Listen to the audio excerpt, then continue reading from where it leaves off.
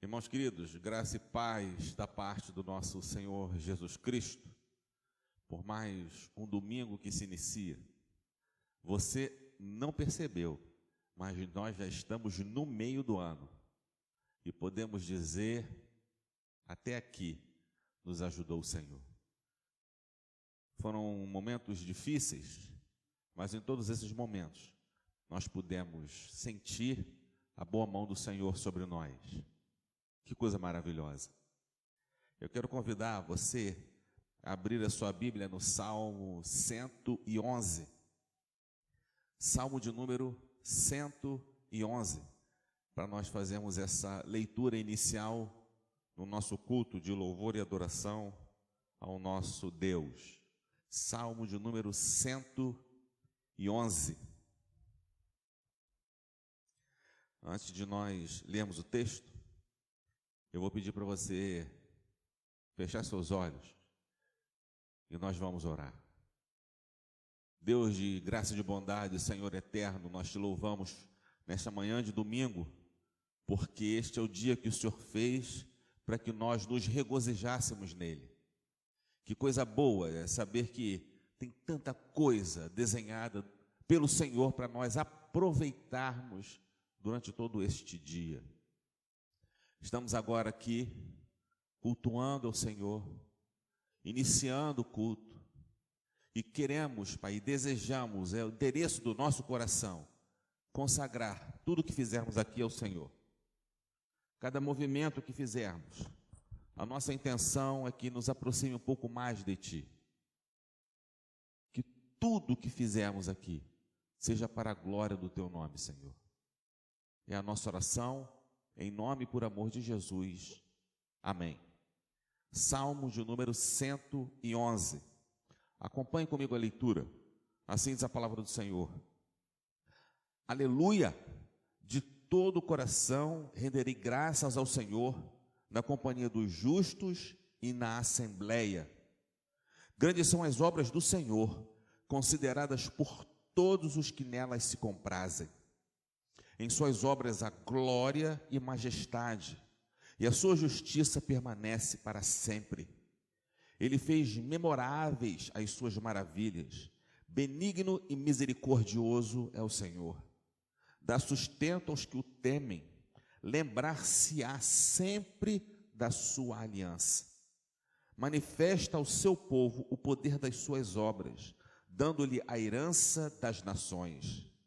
As obras de suas mãos são verdade e justiça. Fiéis todos os seus preceitos. Estáveis são eles para todo sempre, instituídos em fidelidade e retidão. Enviou ao seu povo a redenção. Estabeleceu para sempre a sua aliança. Santo e tremendo é o seu nome. O temor do Senhor é o princípio da sabedoria. Revelam prudência todos os que o praticam. O seu louvor permanece para sempre. Aleluia. E nós estamos aqui porque compreendemos esse temor do Senhor. Sabemos que temor não é medo, mas é subordinar a nossa vontade à vontade de Deus. É colocar a vontade de Deus à frente da nossa vontade. Porque sabemos que esse Deus é maravilhoso e por isso nós estamos juntos, cada um na sua casa, formando uma grande assembleia de louvor ao nosso Deus. E eu quero te convidar agora a juntos fazermos como orienta o salmista no verso 10. Louvar ao Senhor, porque o seu louvor permanece para sempre. Aleluia.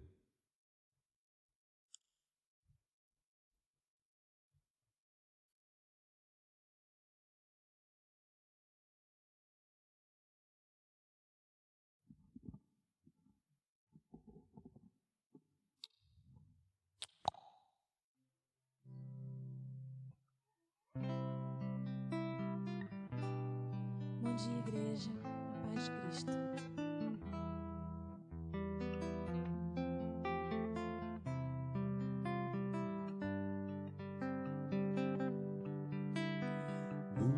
Buscai primeiro o reino de Deus e a sua justiça.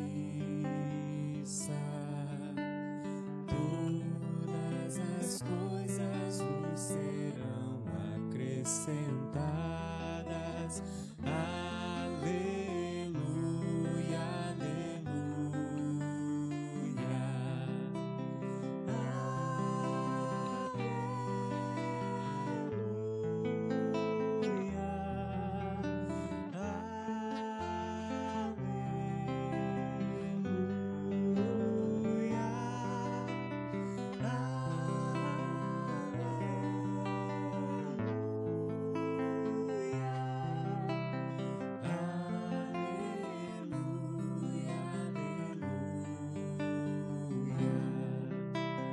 Nem só de pão o homem viverá, mas de toda palavra que procede da boca de Deus. Aleluia,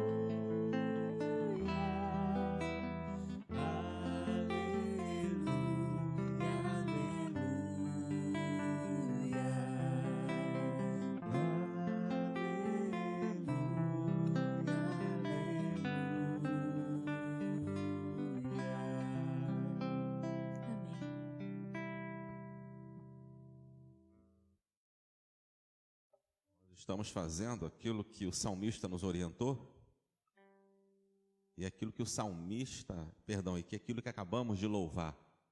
Estamos buscando, em primeiro lugar, o nome de Jesus, o nome do Senhor. Nós temos o costume, o hábito, criamos uma tradição aqui na igreja, de todos os domingos pela manhã, vir à frente para fazer uma oração de ação de graças. Agradecer a Deus por uma graça alcançada, agradecer a Deus por algo que reconhecemos, que foi a boa mão dele sobre nós.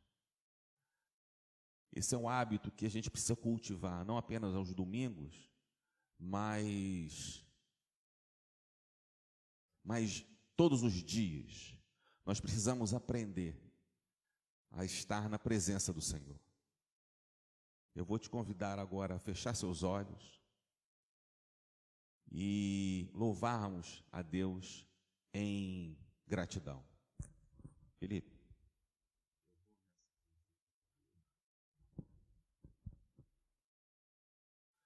Senhor, te louvamos porque só Tu és Deus. Te louvamos porque sabemos que podemos recorrer ao Senhor em todos os momentos. Te louvamos porque sabemos que não existe situação sem solução para o Senhor. Te louvamos porque Tu nos fizestes, mediante Jesus Cristo, herdeiros das Tuas promessas. Te louvamos porque, como Samuel, podemos dizer, até aqui nos abençoou o Senhor. Louvado seja o Teu nome, Senhor. Porque reconhecemos, porque sentimos, porque provamos e podemos testemunhar do toque precioso, inigualável, doce do Teu Santo Espírito na nossa história. Senhor, se não fosse a Tua graça, a gente estava perdido. Te louvamos pela Tua palavra, que é a bússola e que aponta a direção para onde a nossa vida deve caminhar. Te louvamos por motivos que nem sabemos e que sequer percebemos, mas foi a Tua graça tocando as nossas vidas. Nós precisamos, Pai, ter um coração grato, entender que todos os dias o Senhor tem renovado sobre nós a Tua misericórdia, reconhecer que nós não merecemos, mas o Senhor não desiste de nós. Obrigado pelas inúmeras graças alcançadas. Obrigado, Senhor, porque nós lançamos diante do teu altar as nossas inquietações. E o Senhor cuidou de nós. E o Senhor restaurou a nossa alegria. E o Senhor fortificou a nossa fé. Louvado seja o nome do nosso Senhor, o único Senhor da nossa vida, o nome do Senhor Jesus. Amém. Amém. Gente querida, mais um domingo, mais um dia do Senhor, mais motivos para dar gratidão a Deus. Nós estamos aqui porque, ainda diante desse momento de pandemia, nós não temos a possibilidade de usufruirmos da comunhão dos irmãos. O Ronaldo perguntou ontem, no nosso grupo lá do WhatsApp, mas o governo está se movimentando e quando é que nós vamos poder voltar à igreja? E eu vou repetir aqui o que eu falei ontem lá para eles. Para ele não, para todos no grupo. Nós só vamos reabrir o culto público quando isso não gerar problema para absolutamente ninguém. Nós sabemos que os idosos, no primeiro momento, não poderão vir, mas esses idosos têm filhos, têm netos que os visitam. Então, a gente não pode abrir a igreja colocando a vida de outras pessoas em risco. Mas louvado seja o nome do Senhor, que nos proporcionou essa via de acesso. Se essa pandemia fosse há 100 anos atrás, cada um estava fazendo o seu culto dominical, da sua própria maneira. Mas hoje, existe uma ferramenta que nos proporciona, cada um na sua casa, estarmos juntos louvando a nosso Deus. Então, aguarde pacientemente no Senhor, porque este tempo virá. Nós em breve estaremos aqui, eu acho que será uma grande celebração. E a gente tem que preparar uma festa mesmo para isso. Mas ainda não é o tempo. Aguarde pacientemente no Senhor. Eu queria também dizer que nós continuamos com a campanha da Bolsa do Amor. Essa é uma realidade que nós não vamos parar. A Bolsa do Amor faz parte da caminhada da igreja, porque há pessoas entre nós passando necessidades e nós precisamos contribuir. Entenda isso. Nós precisamos contribuir. E na tela vai estar passando aí, se você precisar, as nossas orientações a respeito da Bolsa do Amor, que se você quiser contribuir com donativos, a Rosângela tem sido uma incansável nessa frente. A Rosângela, que mora aqui perto da igreja, acho que quase toda semana ela liga: pastor, eu consegui uma doação com uma amiga assim, com uma amiga em tal lugar. Ontem mesmo eu estive lá em Caraí pegando doação na casa de uma amiga e de uma outra pessoa também. Ontem também já tive a oportunidade de enviar ao presbítero Eduardo mais um valor em doação que a gente conseguiu para a Bolsa do Amor. Eu sei que é repetitivo, mas eu preciso que você entenda que a gente vai ter que continuar falando. Se você conseguir alguma doação em valor, em espécie, informe, Olha, a gente conseguiu 50, 100, 200 reais, o valor que for, para a Bolsa do Amor, porque senão entra apenas como oferta na igreja e a gente não dá o direcionamento correto. Mas nós vamos continuar, porque quem tem fome tem pressa. Nós não sabemos até quando vai essa realidade. E enquanto ela durar, a igreja continuará sendo igreja, servindo o seu papel de alimentar quem está com fome. Tá ok? Eu não sei se você está com a sua Bíblia aí. Se você tiver, eu queria que você abrisse a sua Bíblia na segunda carta de Paulo aos Coríntios, capítulo 9, versículo 7. Segunda carta de Paulo aos Coríntios, capítulo 9, versículo 7.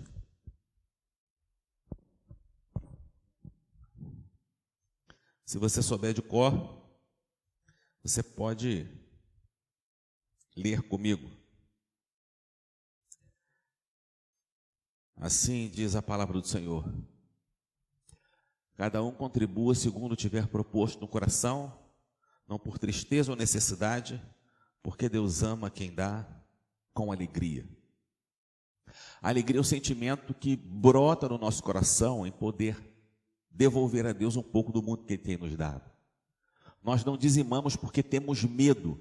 Aí, se eu não dizimar, eu vou estar roubando de Deus e a mão de Deus vai pesar sobre mim. Nós não dizimamos porque, se nós fizermos isso, Deus vai nos dar muito mais. Então eu estou abrindo uma poupança celeste. Eu não estou dizimando porque estou comprando um pedaço, um lote de terreno no céu. Eu dizimo porque eu entendo que, como servo de Deus, como discípulo de Jesus, tudo que eu tenho é graça. Foi só pela graça de Jesus que eu venci e cheguei até aqui. E por isso eu tenho alegria em devolver ao Senhor um pouco do muito que Ele tem nos dado. Você tem a oportunidade de contribuir, os dados estão aí, né, na tela para você. Nós temos a possibilidade de contribuir por depósito online, ou então você pode ir ao banco fazer o depósito na conta da igreja, mas não deixe de participar, porque nós estamos investindo em várias obras, em várias frentes. A igreja não está parada. Nós não estamos parados. E eu tenho muita liberdade em falar sobre dinheiro na igreja por dois motivos. Primeiro, porque é bíblico. Se está na Bíblia, tem que ser falado.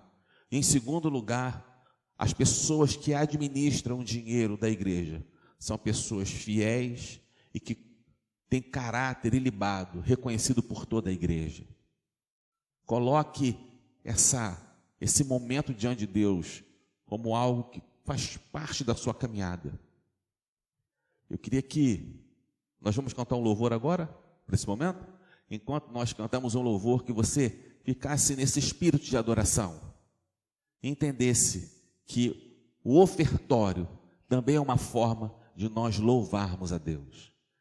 Sinta-se um privilegiado e que seja a alegria, como diz o apóstolo Paulo, a alegria, o sentimento que te moverá a participar do momento do ofertório.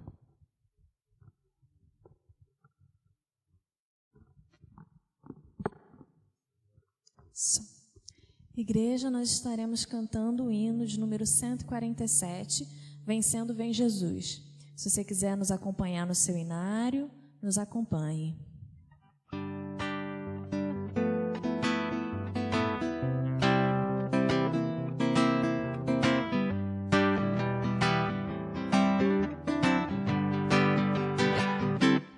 Quando a alma sequiosa chega a voz do Salvador, eis que logo reconhece ser Jesus o seu Senhor.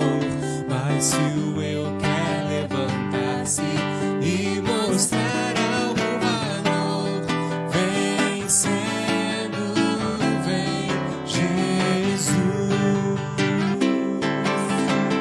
Glória, glória, aleluia. Glória, glória, aleluia. Glória, glória, aleluia.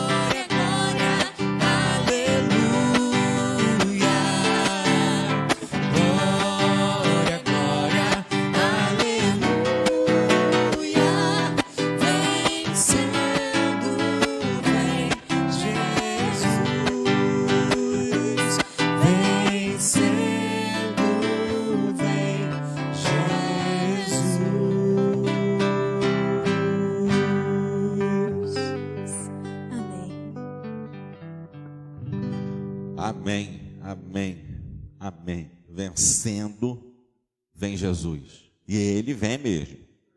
Esse, para mim, acho que é um dos hinos mais pentecostais que a gente tem no nosso cenário. Dá vontade de dar glória o tempo todo. O tempo todo. Gente querida, nós estamos iniciando o mês de junho. E eu queria fazer algumas reflexões com vocês durante esse período. Porque eu tive que vir para a igreja e algo que faz parte agora da nossa vida é a máscara, né? Você não pode sair de casa sem máscara. Eu estava saindo de casa hoje e coloquei a mão assim. Está faltando alguma coisa. A máscara. Voltei em casa e peguei. Porque faz parte da nossa vestimenta hoje em dia. Mas a gente precisa entender o momento que a gente está vivendo. E é a respeito disso que nós vamos conversar durante o mês de junho. Eu queria que você prestasse atenção no teaser, para você entender um pouco o que a gente quer falar. Pode passar.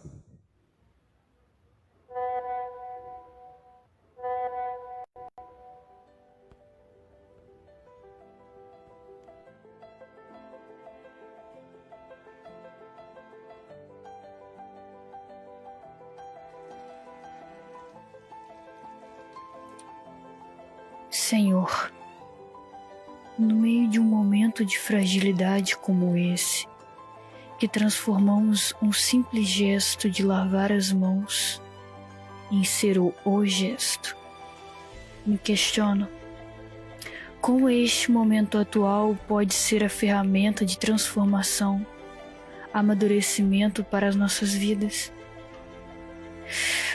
Ó Senhor, preciso cultivar minha maturidade espiritual.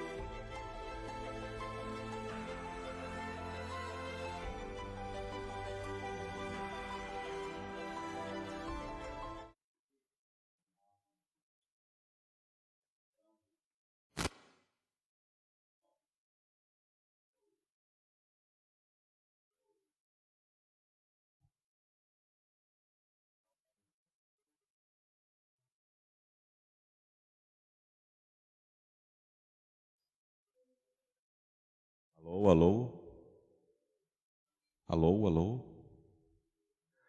Então, nós estamos vivendo esse período, e é um período difícil, período novo, e a gente precisa aprender a lidar com isso. Qual é a realidade que nós enfrentamos? O que isso significa para nós? Nós não podemos simplesmente viver os dias. Nós estamos entrando também aqui no Instagram.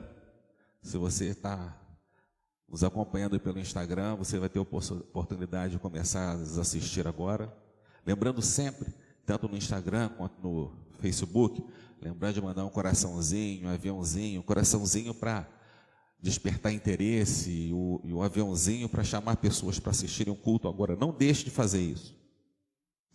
Mas como eu estava falando para vocês, durante esse tempo nós não podemos apenas sobreviver.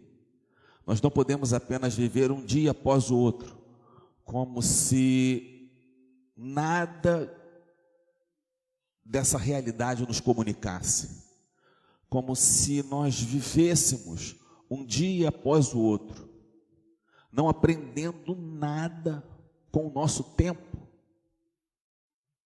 É inadmissível nós vivemos dessa maneira.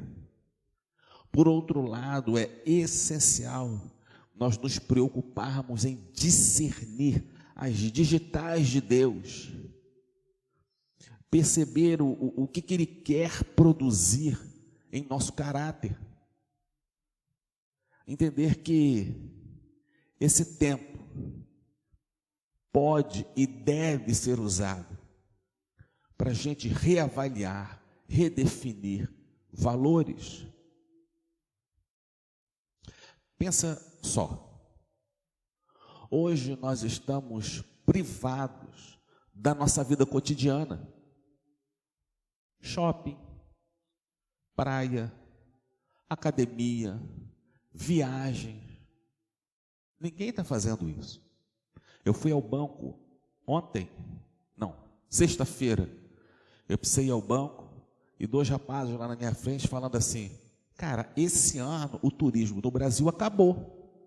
Porque imagina o seguinte, as expectativas dessa pandemia acabar, ficar livre disso lá para setembro. Aí você tem outubro, novembro e dezembro. Quem durante esses 3 meses vai poder viajar? Agora você imagina, poder no sentido de ter confiança. Imagina a indústria hoteleira, como é que não vai ficar? Existe um sem número de hotéis lá em Copacabana que estão fechados com tapume. E a gente fica olhando para isso sem saber o que fazer. Porque a gente não sabe quando isso vai acabar. E nós não temos uma noção muito clara do quanto isso efetivamente vai nos atingir, modificar o nosso cotidiano. E tem muita gente que fica ansiosa porque literalmente perdeu o controle da vida. E aqui cabe uma reflexão muito interessante. Quem está no controle da sua vida? Você ou o Pai? Jesus não ensinou para a gente que nós não precisaríamos andar ansiosos a respeito de coisa nenhuma? Está lá em Mateus capítulo 6, versículo 33. Ele disse para a gente: olha, qualquer coisa que você passar, fique tranquilo, você não precisa ficar ansioso com nada. Mas a gente perdeu o controle da nossa vida. E aí, você que perdeu o controle, a pergunta é: com que finalidade você quer ter o controle da sua vida? O que você quer? Para quem você quer? Lembra que nós vivemos num tempo de profundo egoísmo e superficialidade, onde as pessoas demonstram a sua felicidade numa foto no Instagram. Só que agora você não pode mais tirar aquela sua foto sorrindo na praia. Você não pode mais tirar aquela sua foto passeando com um cachorrinho naquele lugar maravilhoso. Você não pode mais tirar foto naquele resort espetacular. Você não pode mais mostrar a sua alegria nas festas do High Society, porque está todo mundo enclausurado. E aí, essa privação tem te ensinado alguma coisa? Por conta da necessidade de você ficar em casa a maior parte absurda do tempo, com seu marido, com sua esposa, com seus filhos, isso tem te ensinado alguma coisa? Essa privação tem servido para algum propósito? Tem um texto que eu queria ler com vocês, um texto onde Jesus passa por uma situação muito parecida com a que a gente está vivendo hoje. Um texto de profunda privação. E eu queria que você abrisse aí comigo, o texto está aí na tela. Mateus capítulo 4, do verso 1 ao verso 11. Evangelho de Mateus, capítulo 4, do verso 1 ao verso 11. Texto muito conhecido. Mas eu queria que você lesse comigo, porque há lições preciosas nesse texto para o nosso tempo. Senhor, te louvamos pela tua palavra escrita que nos orienta em todos os momentos. Necessitamos, Pai, ouvir a tua voz, sentir a tua presença, para que este tempo não seja uma agonia. Ensina-nos as tuas verdades. Ensina-nos, Pai. Permita que não sejamos cabeça dura, gente que não aprende com aquilo que o Senhor quer nos ensinar.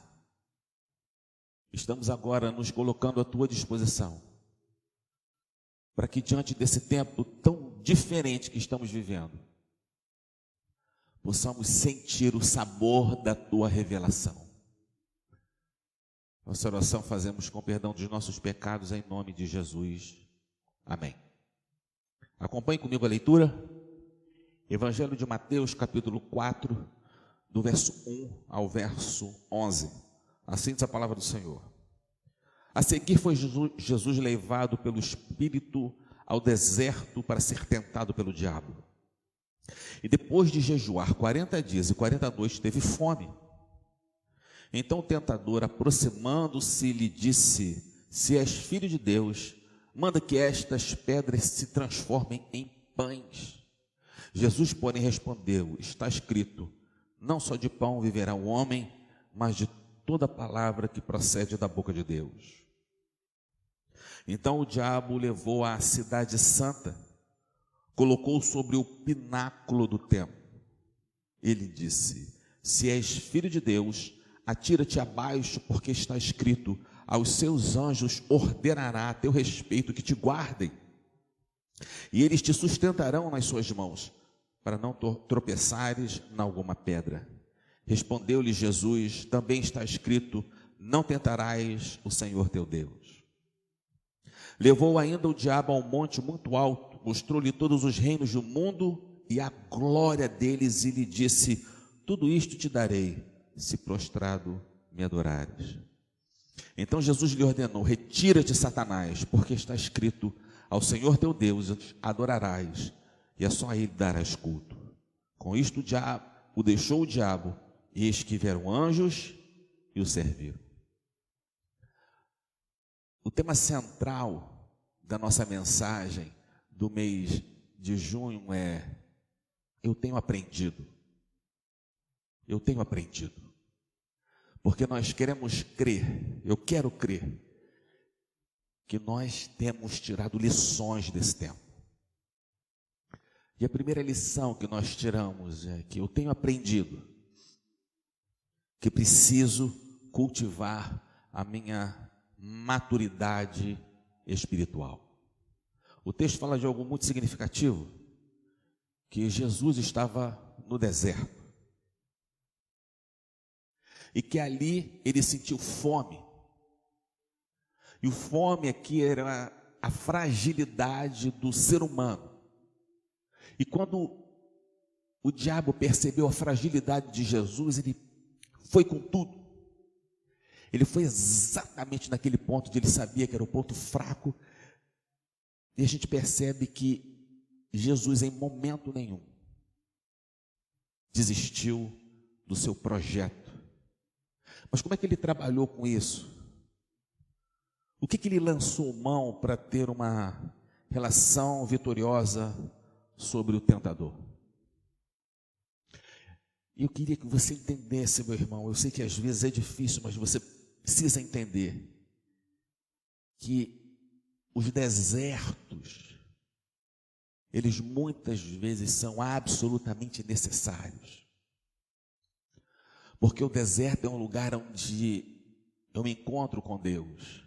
É um lugar de reconhecer a presença de Deus. E é um lugar de amadurecimento.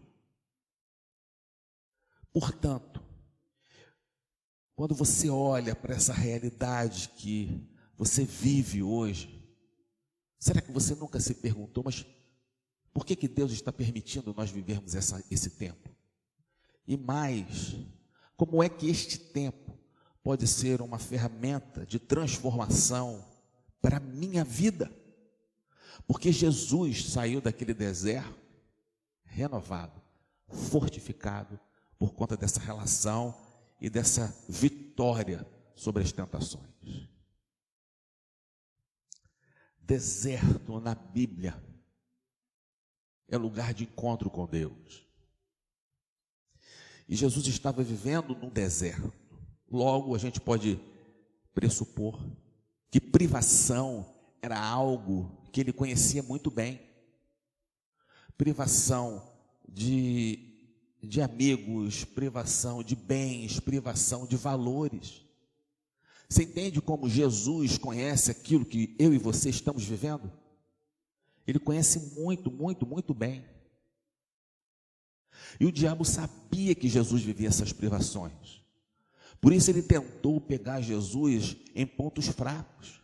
Quando ele estava com fome, ofereceu comida, que é sinônimo de necessidade. Talvez você necessite pagar as suas contas. Talvez você necessite colocar alimento na sua geladeira. Outro ponto foi a autoridade. Quando o diabo chega para Jesus e fala: olha só, se lança daqui, vê se realmente você tem, se você tem essa fé, vê se realmente os anjos vão te obedecer. E é nesse momento, irmãos, que muitas vezes, nesses momentos de deserto, é quando a nossa fé é provada, onde nós temos que mostrar efetivamente se vivemos aquilo que dizemos que cremos. E por fim, o diabo falou para ele assim: olha, está vendo tudo isso aí? Tudo que os seus olhos desejam, eu sou capaz de te dar, se você prostrado me adorar. E a gente pensa, cara, quando eu tiver o poder de comprar tudo o que eu quiser, quando eu tiver o poder de ter tudo o que os meus olhos desejam, a minha vida vai ser uma maravilha. Vai ser uma maravilha. E aí é aquela pergunta, né, que surgiu lá do Fausto de Goethe, é uma obra do romantismo. Quando Fausto, diante da mesma encruzilhada, é colocado sobre esse paradigma: olha, você pode viver sobre essa proposta ou sobre essa proposta. Se você quiser viver sobre a minha proposta, você vai ter tudo o que você quiser. No final é só você me entregar a sua alma. E tem muita gente que no momento de aperto acaba vendendo a sua alma. Nós precisamos entender, irmãos, que esse momento de aperto é um momento onde nós devemos reafirmar a nossa maturidade espiritual, onde nós devemos reconhecer, perceber, sentir a presença de Deus em nossas vidas. Mas pastor, é muito fácil o senhor falar isso, o senhor não sabe a minha realidade. Meu irmão, todos nós temos momentos difíceis, todos nós temos situações complexas a viver. Eu só quero que você saiba uma coisa: o Deus que eu sirvo é o mesmo Deus que te serve, que você serve. O Deus que está sobre minha vida é o mesmo que está sobre a sua vida. E Ele me ama da mesma forma que Ele ama você. Não há absolutamente nenhuma diferença do amor de Deus entre os seus filhos. E nós precisamos entender que Ele está a todo momento utilizando de ferramentas para nos ensinar e nos transformar a ser pessoas mais parecidas com Jesus.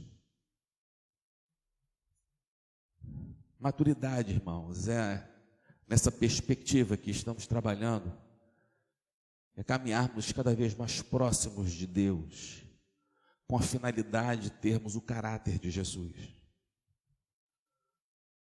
Só que maturidade pressupõe crescimento, né?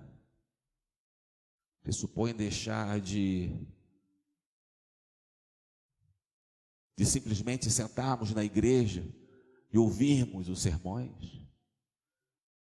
Significa deixar de ouvirmos os sermões e nos emocionarmos, e muitas vezes a gente sai daqui da igreja, ou mesmo num culto que assistimos em casa, e aquilo fala profundamente ao nosso coração, a ponto de nos levar às lágrimas. Lindo, maravilhoso. Mas é necessidade de nós vivermos as nossas próprias experiências com Deus. É quando nós vivemos esses desertos, E ali percebemos Deus suprindo todo tipo de necessidade que vivemos. Tem um filósofo alemão chamado Nietzsche. Em seu livro Zaratustra, ele disse: de tudo que o homem escreve, eu só louvo aquilo que ele escreve com seu próprio sangue. Traduzindo para a nossa realidade, significa o seguinte: não adianta você dizer que crê. É necessário você pagar o preço para viver aquilo que você diz que crê. Algo mais ou menos o seguinte: o Senhor é meu pastor e nada me faltará. Esse é o Salmo 23, versículo 1. Você sabe disso. Você sabe que Deus é o Senhor. E você sabe que está escrito que nada vai te faltar. Ok? Isso está aqui, ó, no intelecto. Isso foi falado e você entendeu. Só que agora você vive um momento de escassez.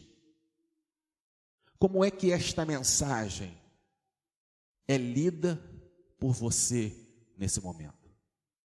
Você duvida da palavra de Deus? Você crê que essa palavra não é para você? Não adianta só você conhecer a palavra. A palavra era para ser vivida. Irmão, Jesus tinha todo o conhecimento teológico do mundo. Isso é tão verdade que todas as vezes que o inimigo o tentou, a resposta foi dada com versículos da Bíblia. Todas as respostas são versículos do Antigo Testamento. Mas algo interessante, a Bíblia não diz que Jesus ficou exaltado, nem seduzido. O ânimo de Jesus não foi alterado pela ação veemente do inimigo sobre sua vida. Jesus não foi tirado do sério enquanto estava passando aquele momento de agonia no deserto. Ele não foi tirado do sério. Aí eu quero te fazer algumas perguntas. Quando a quarentena te impediu de trabalhar, como é que você ficou? Quando o isolamento social mexeu com a economia, como é que você ficou? Quando por causa dessa crise financeira, empregos foram cortados, como é que você ficou? Como é que você responde a essas emoções de deserto?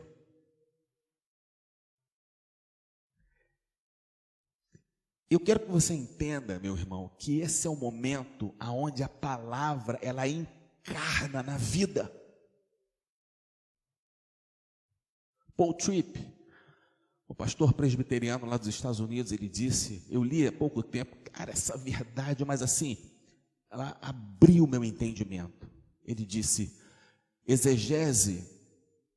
exegese não termina na explicação, a exegese termina na aplicação. E eu vou te explicar. Exegese é uma ferramenta que nós usamos para interpretar o texto. Aquilo que Jesus disse, ele disse em qual contexto? Ele disse com que finalidade? Qual era aquilo que ele queria atingir? Então você explica aquele versículo bíblico.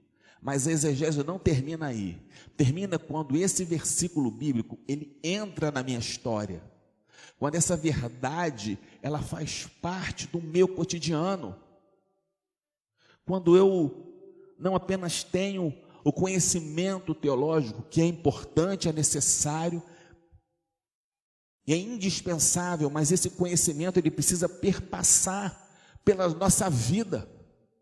Porque quando nós vivemos esses momentos de deserto, a nossa realidade com Deus tem que nos mostrar que Deus está ali conosco, e não nos levar ao desespero, e não nos levar a tomar atitudes equivocadas, e não pensar que agora nós estamos perdidos. Como vocês bem sabem, eu tenho falado aqui de forma recorrente, nós temos passado uma situação financeira delicada desde o início do ano.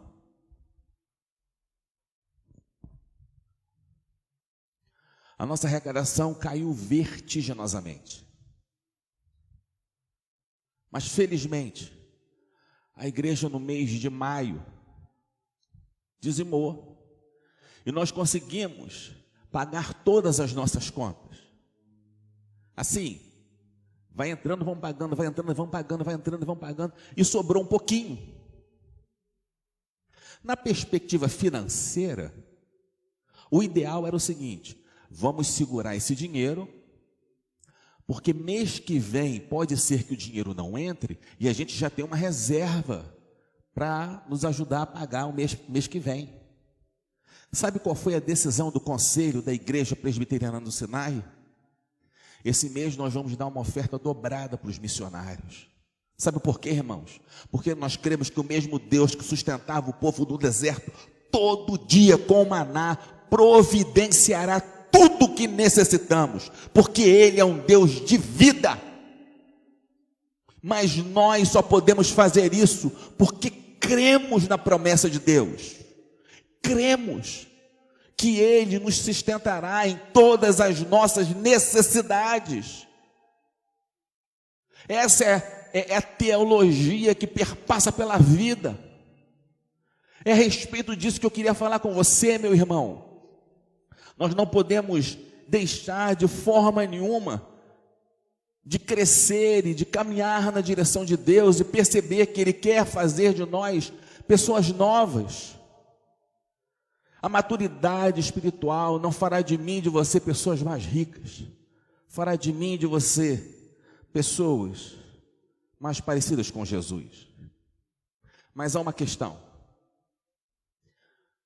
A maturidade ela é desconfortável, mas ela é inevitável se você deseja ser uma pessoa como Jesus. A maturidade ela é desconfortável, porém ela é inevitável se você deseja ser uma pessoa como Jesus.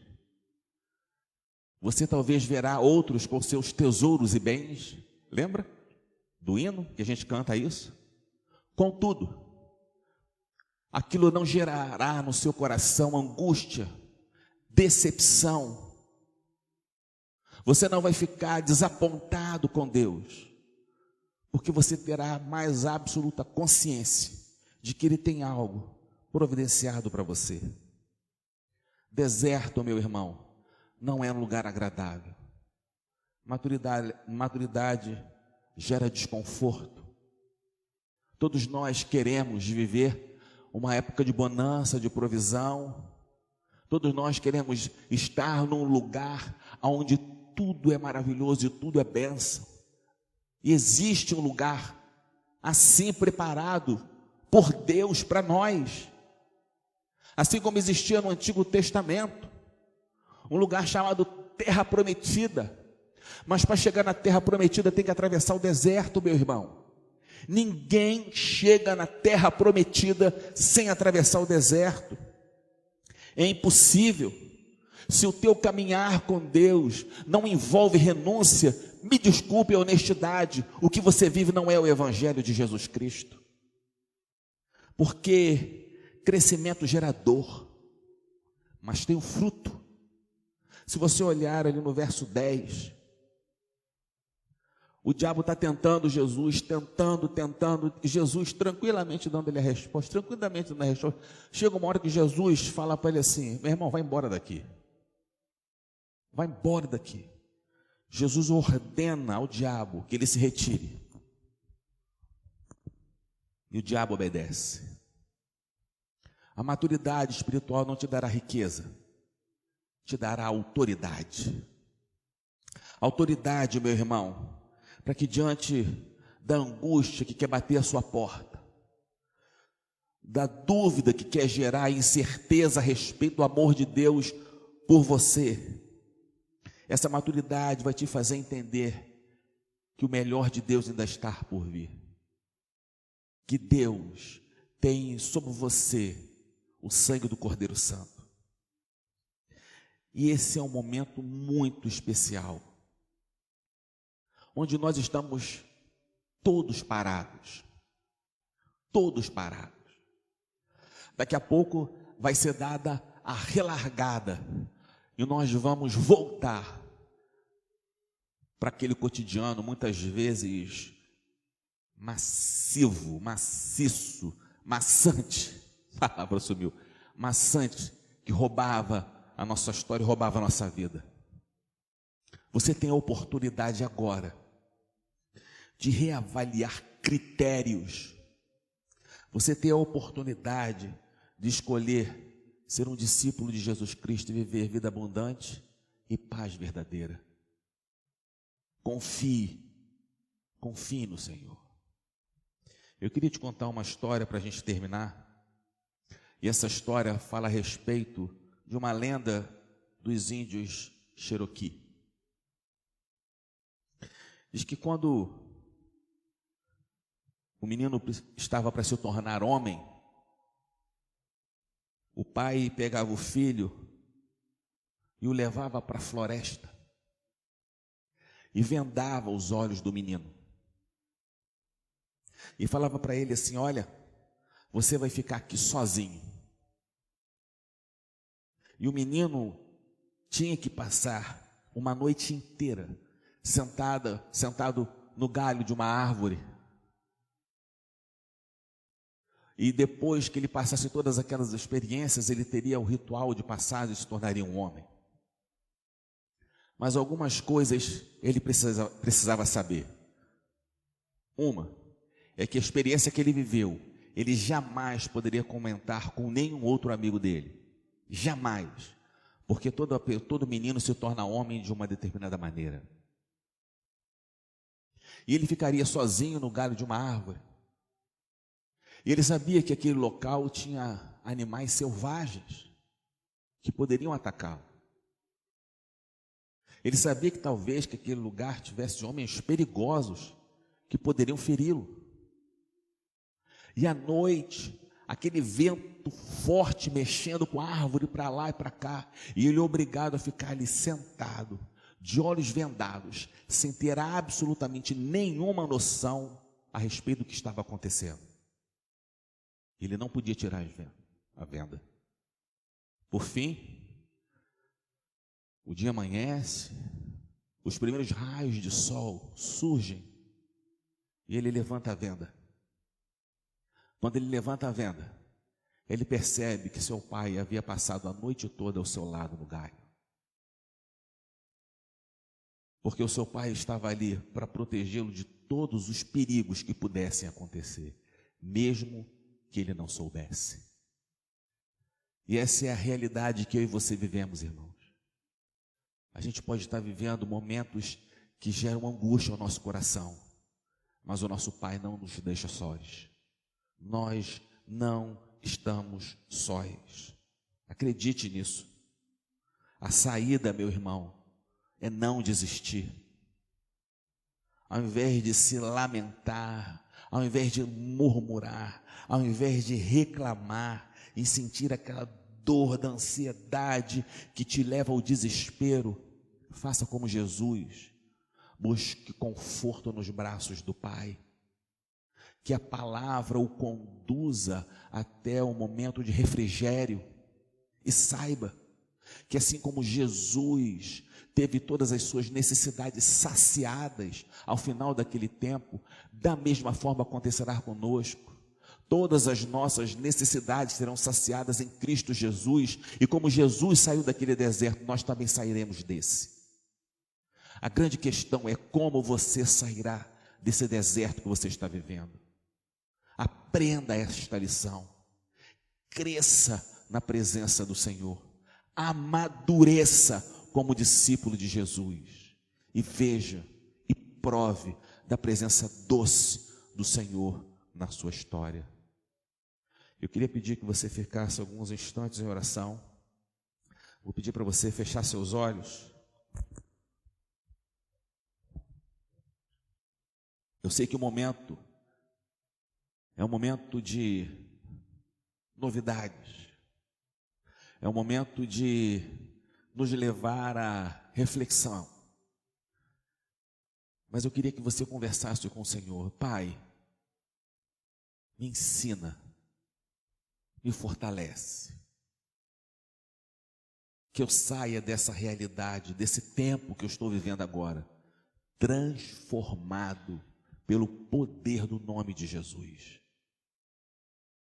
Que a angústia não tome conta do meu coração, porque ao meu lado está aquele que pode fazer infinitamente mais. Fica alguns instantes conversando com o Senhor.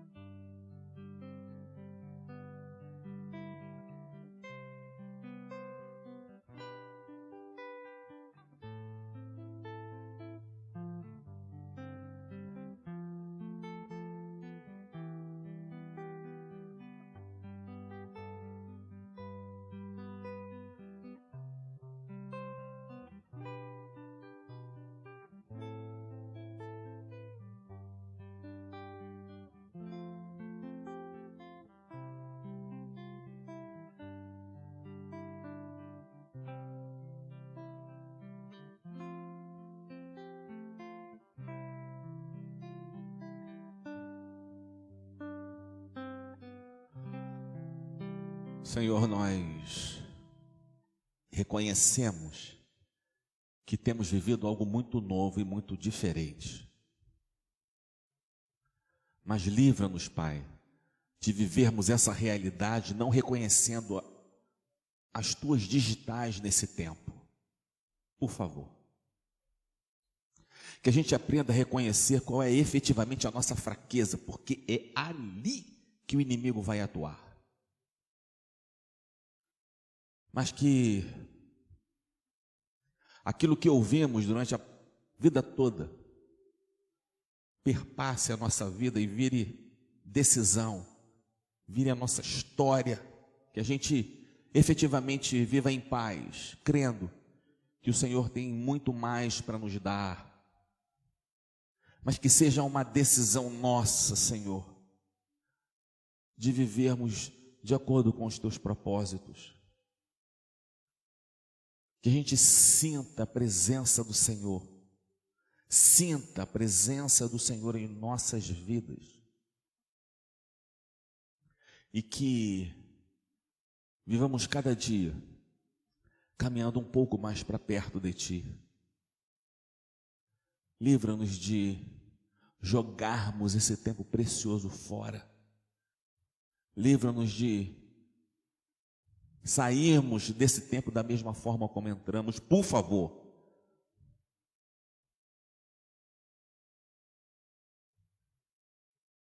Que assim como Jesus entendamos que Tu estás conosco aqui, e no tempo da Tua providência, Tu saciarás todas as nossas necessidades. Louvado seja o nome do Senhor, o nome santo de Jesus. Amém. Meu irmão querido, que a graça de Jesus, que o amor de Deus o Pai e que as maravilhosas consolações do Espírito Santo sejam comigo, com você e todo Israel de Deus espalhado pela face da terra hoje e pelos séculos dos séculos. Amém. Deus abençoe. Boa semana.